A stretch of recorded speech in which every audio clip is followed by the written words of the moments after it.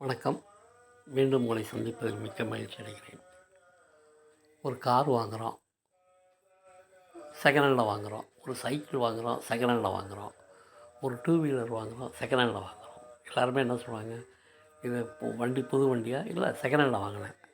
Two wheeler புதுசா? இல்லை second ஹேண்டில் வாங்கினேன். என்ன செகண்ட் ஹேண்டு?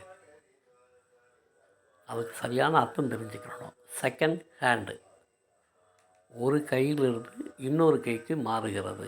Second hand.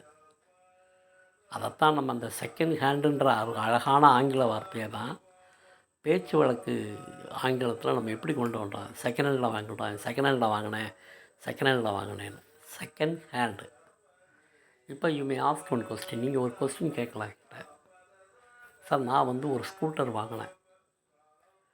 அந்த ஸ்கூட்டர் 3 பேருடைய கை மாறி 4ஆவதாக எனக்கு வருது. அப்போ நான் ஃபோர்த்து ஹேண்டு. நீங்கள் செகண்ட் ஹேண்டில் வண்டி வாங்கினேன்னு சொல்கிறீங்க. நான் ஃபோர்த்து பர்சன், அந்த வண்டியை வாங்குகிற ஃபோர்த்து பர்சன். அப்போ அதுக்கு எதுவும் வார்த்தை இருக்கா அப்படின்னு கேட்டால் அப்படி இல்லை.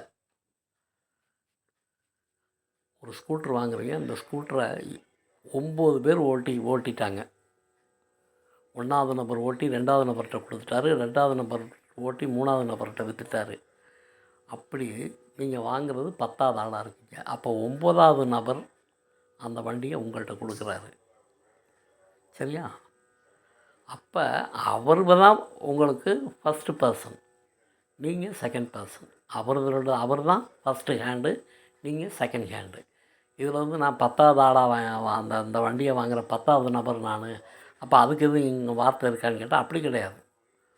ஒருத்தர்கிட்டருந்து ஒரு கையிலேருந்து இன்னொரு கைக்கு மாறுது பாருங்கள், அதுதான் செகண்ட் ஹேண்டு. ஓகே.